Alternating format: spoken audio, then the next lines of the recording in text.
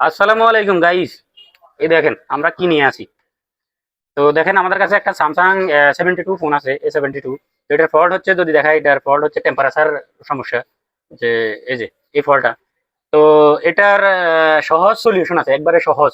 ও একটা সলিউশন আছে একবারে সহজ। আপনি যে আমাদের কাছে ফোনটা নিয়ে আসছে উনি এটা অলরেডি সাপোর্ট চেঞ্জ করে দেখছে। তো বিষয়টা হচ্ছে এটা রেবন থেকে হয়, ব্যাটারি থেকে হয়, লাইন মিসিং এর কারণে হয়, থার্মাল রেজিস্টার খারাপ হইলে হয়, ভোল্টেজ মিসিং হইলে হয়। তো স্টেপ বাই স্টেপ চেক করবেন, এবং যদি আমাদের কোনো কারণে আউটপুট লাইনটা, যে আউটপুট ডিভাইড ভোল্টেজটা যে লাইনের মাধ্যমে যা, ওই লাইনটা প্রথমে ওই লাইনটা ভেরিফাই করবেন। যদি ওটাতে ঠিক থাকে তাহলে আমি 4-5টা সলিউশন দিতেছি, আপনারা খুব সহজে করতে পারবেন একটা জাম্পারের মাধ্যমে। প্রথম কথা হলো যে আমাদের, আমি যদি দেখাই মাইক্রোস্কোপে দেখান ভাই, মাইক্রোস্কোপে দেখান ক্লিয়ার করে আমি দেখাতেছি। এই যে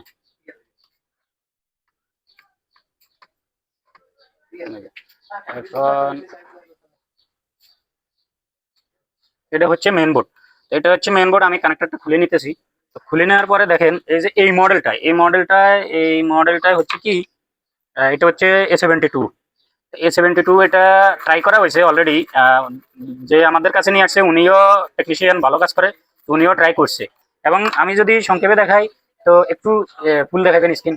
হ্যাঁ, আমি যদি দেখাই, এই যে এখানে হচ্ছে এটার আউটপুট 1 2 3 4, এই 4 নাম্বার পিনটা হচ্ছে আউটপুট। তো এখানে আমাদের জিআর দেখেন, প্রপার জিআর আছে। তো এখান থেকে কি হয়েছে আমি যদি দেখাই, এখান থেকে আমার যে সাববোর্ডে যে থার্মালটা আছে,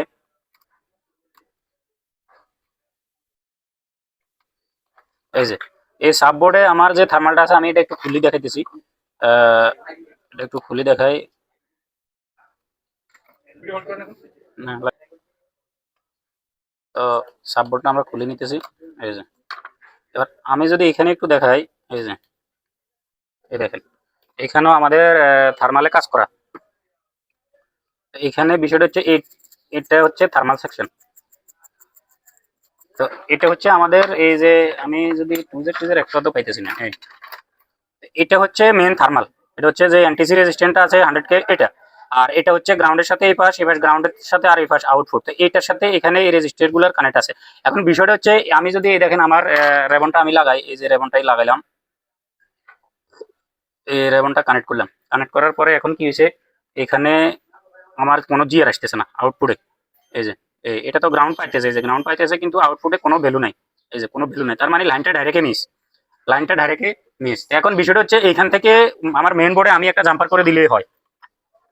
তো আমাদের কাজটা সমাধান হয়ে যাবে ইনশাল্লাহ, আশা করি। এখন এটার জন্য আমরা আমরা একটা জাম্পার করে দিই।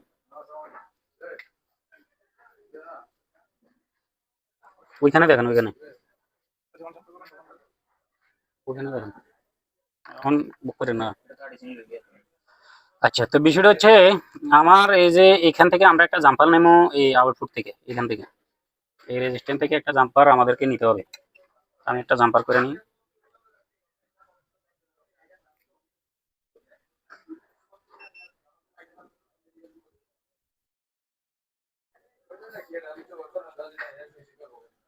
ব্যাস, তো এখানে আমার জাম্পার করা শেষ। এবার আমি কি করবো, এখান থেকে এটা এখানে যদি লাগাই দিই,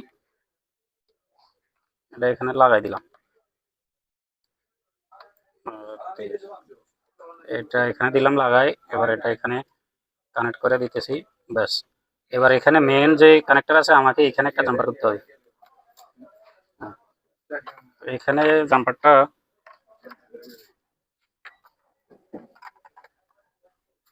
এখানে একটা জাম্পার করতে হবে। এখন হচ্ছে, হ্যাঁ, আমি একটু কাইটা নিলাম। তো এদিকে এই যে,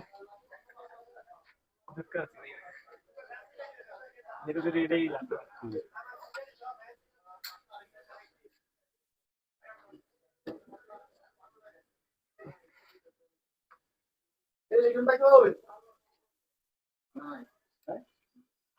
এই, আমরা জাম্পারটা করে নিলাম। সালাম।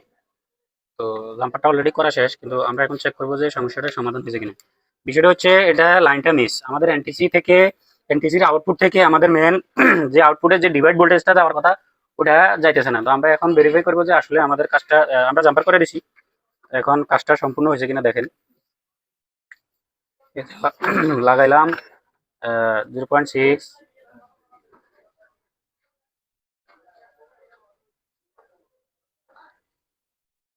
তো মিনিট একটু ওয়াশ করে লাগাইতে দিব, এটা তো লাগানো হবে না।